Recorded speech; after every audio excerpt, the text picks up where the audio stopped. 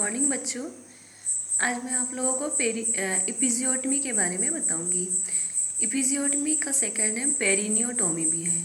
पेरिनियोटोमी इसलिए क्योंकि इसमें एक सर्जिकल इंसिजन होता है जो कि प्रेग्नेंट वुमेन के पेरिनियल एरिया में दिया जाता है, इसलिए इसे पेरिनियोटोमी भी कहते हैं।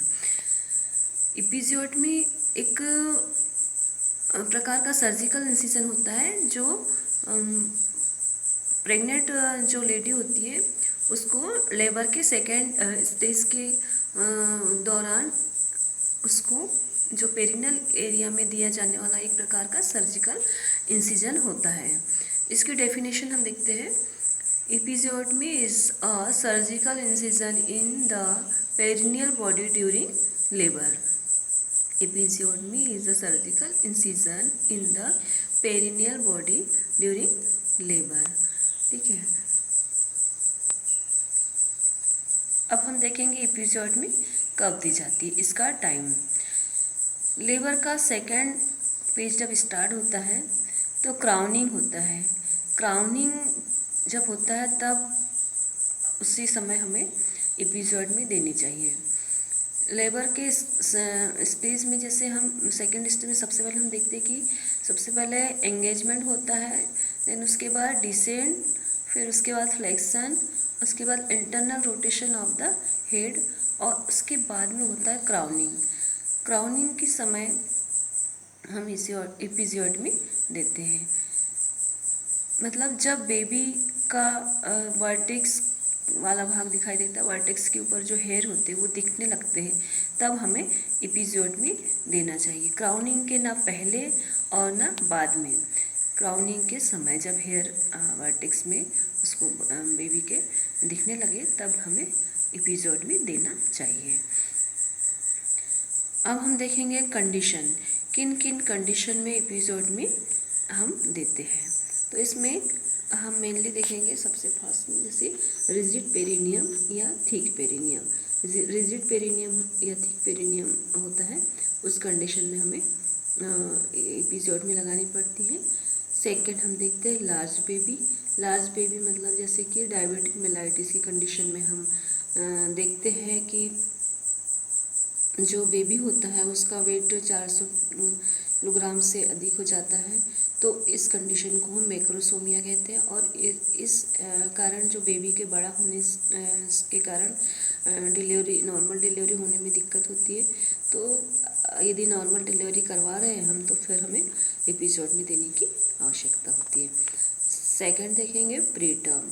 प्रीटर्म मतलब जो डिलीवरी के 37 वीक के बाद जब 38 या 39 वीक कंप्लीट होते हैं तब टर्म डिलीवरी कहलाती है। लेकिन उसके पहले जैसे 38-37 वीक के पहले यदि डिलीवरी होती है तो उसे प्रीटर्म लेबर कहते हैं।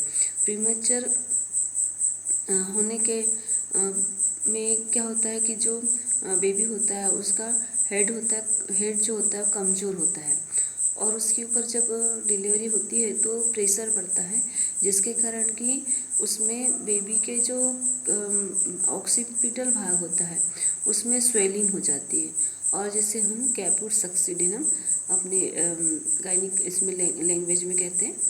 तो कैपिट वाले भाग में जो स्वेलिंग आ जाती है, यदि हम एपिजियोटमी देते हैं तो एपिजियोटमी अगर नहीं देते तो क्या होता है कि मदर और जो बेबी होती है उसको अधिक एफर्ट लगाना पड़ता है, और अधिक एफर्ट लगाने से कैपुट वाले भाग में स्वेलिंग आ जाती है, प्रेशर पड़ता है, प्रेशर पड़ने के कारण स्वेलिंग आ जाती है, जिसे कैपुट सक्सीडिनम कहते हैं। तो इस चीज़ से बचाने के लिए हमें एपिजियोटमी देना चाहिए। उसके बाद थर्ड हम देखते हैं शोल्डर डिस्टोसिया। बेबी का जब एक्सपल्सन होता है, ठीक है, जब बेबी का एक्सपल्सन होता है तब क्या होता है कि एंटीरियर शोल्डर जो होता है वो पेल्विक बोन में फंस जाता है। उस समय एपिजियोटमी किया जाता है। यदि एपिजियोटमी नहीं करते तो क्या होता है, उसमें मे बी चांस होते हैं कि लाइफ थ्रेटनिंग के इसमें प्रॉब्लम आ सकती है। तो शोल्डर डिस्टोसिया की कंडीशन में भी एपिजियोटमी देना पड़ता है। उसके बाद हम देखते हैं फोर्सेप डिलीवरी। फोर्सेप डिलीवरी यदि करवा रहे हैं तो भी एपिजॉइडमी ज़रूरी होती है। उसके बाद वेंटोस वगैरह डिलीवरी करवाते हैं हम, तब भी हमें एपिजॉइडमी की ज़रूरत पड़ती है। नेक्स्ट हम देखेंगे फीटल डिस्ट्रेस के समय यदि फीटल डिस्ट्रेस है तो भी एपिजॉइडमी देनी चाहिए। ठीक है। इसके बाद हम देखेंगे नेक्स्ट फीमेल अनकंट्रोल हो।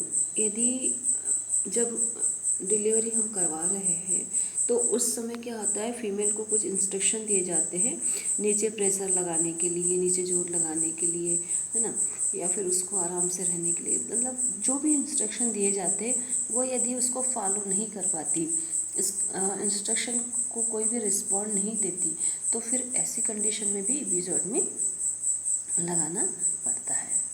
उसके बाद हम देखेंगे माल प्रेजेंटेशन। माल प्रेजेंटेशन मतलब कि नॉर्मली हमने देखी प्रेजेंटेशन में जो होता है नॉर्मल प्रेजेंटेशन सिफेलिक वर्टेक्स होता है, किंतु जब ब्रिज प्रेजेंटेशन होता है तो इस प्रकार के प्रेजेंटेशन को हम माल प्रेजेंटेशन कहते हैं। तो अगर ब्रिज प्रेजेंटेशन है या फिर इसके अलावा लाई अलग है, प्रेजेंटेशन अलग है, ब्रिज के अलावा और भी हो सकते हैं, शोल्डर वगैरह इस प्रकार के, तो ऐसी कंडीशन है तब भी हमें एपिजॉइडमी देने की आवश्यकता होती है।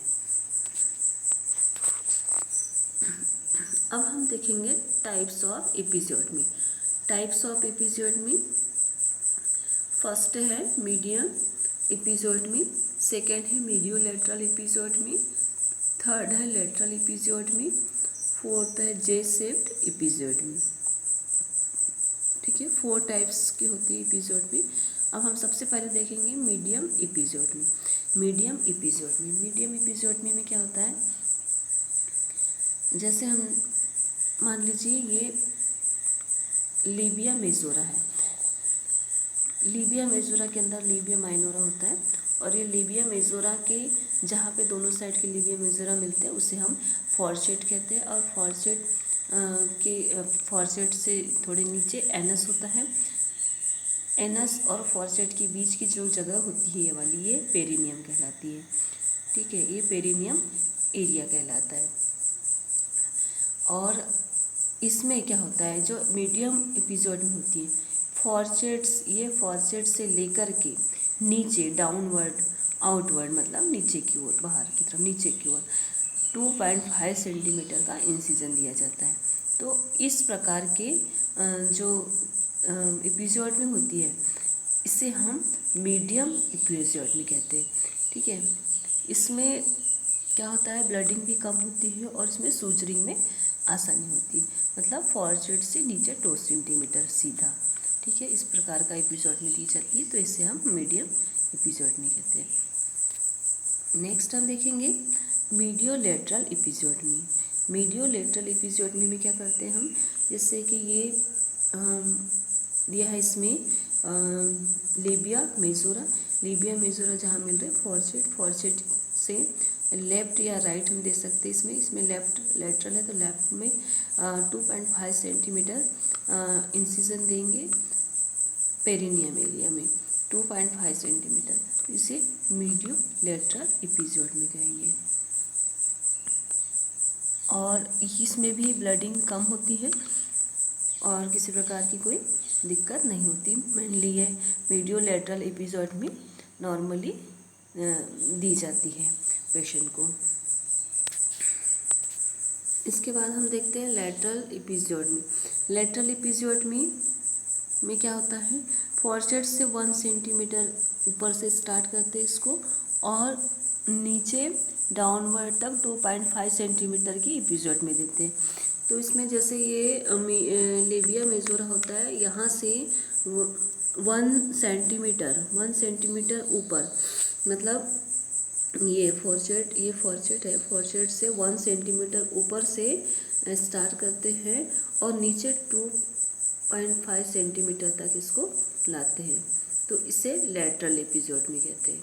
ठीक है, ऊपर से नीचे 2.5 सेंटीमीटर नीचे की ओर लाते हैं। फॉरसेट से ऊपर 1 सेंटीमीटर ऊपर से लेंगे और नीचे 2.5 सेंटीमीटर तक लाएंगे, तो इस प्रकार की एपिजॉइडमी को लैटरल एपिजॉइडमी कहते हैं। ठीक है, और इसके बाद हम देखते हैं फॉर जे शेप्ड एपिजोडमी।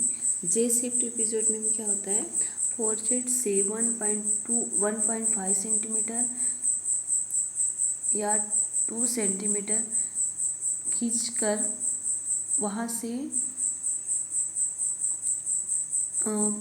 एक या जे मतलब ऐसे जे के समान जो घुमाते हैं वन साइड में, इसको राइट या लेफ्ट इसको घुमाया जाता है, इसे जे शेप्ड एपिसोड में कहते हैं।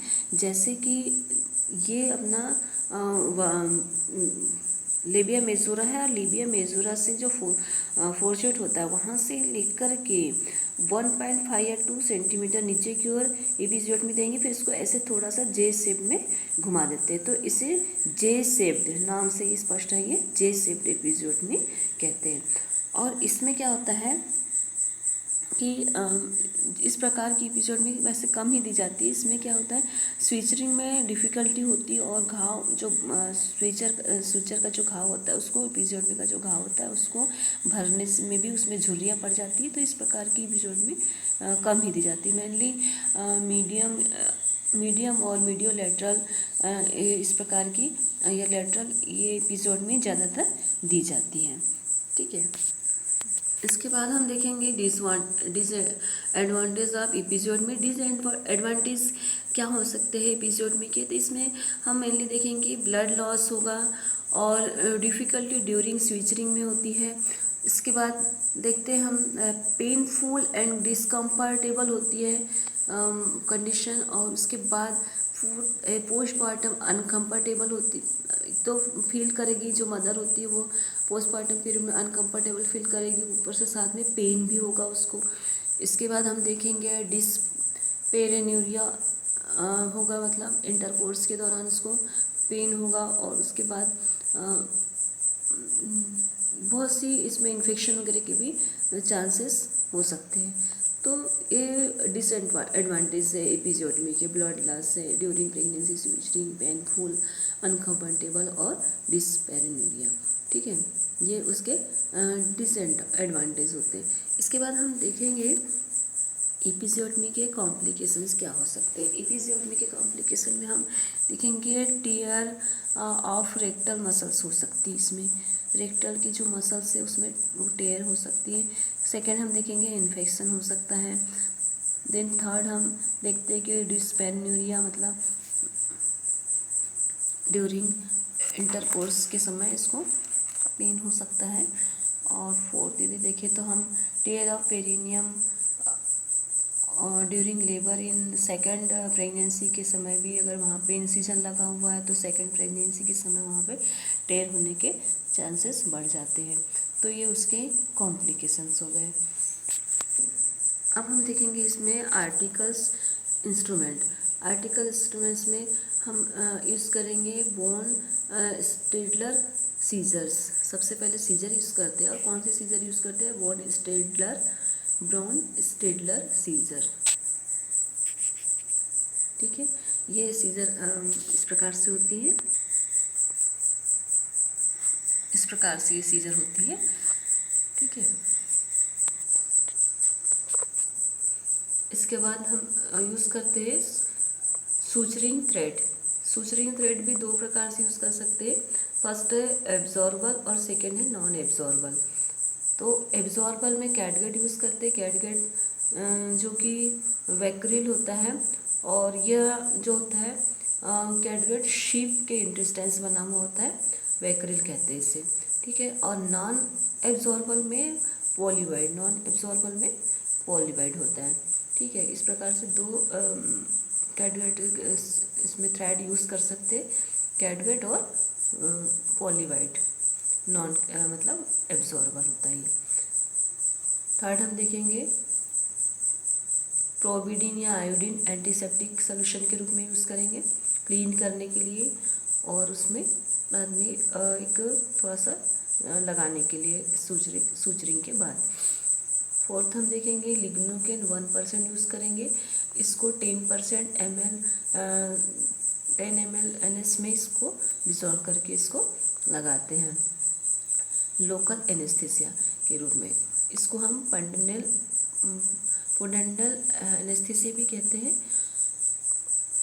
और इसके बाद में इसके अलावा हम नीडल फॉरसेप्स यूज़ करेंगे और आर्टरी फॉरसेप्स यूज़ करेंगे, नीडल यूज़ करेंगे, स्पंज होल्डर यूज़ करेंगे छोटा वाला, और इसके बाद कॉटन बॉल पीस यूज़ करेंगे। तो ये इसके आर्टिकल्स होते हैं। पहले तो होता है scissor, second suturing thread, third iodine या प्रोविडीन, फोर्थ लिग्नोकेन, फिफ्थ है नीडल फॉरसेप्स, सिक्स है आर्टरी फॉरसेप्स, सेवन्थ है नीडल, एट है स्पंज होल्डर, और लास्ट में कॉटन बॉल पीस। ये सभी आर्टिकल्स जो होते हैं वो डिलीवरी के पहले ही हमें तैयार करके रखना होता है, और एक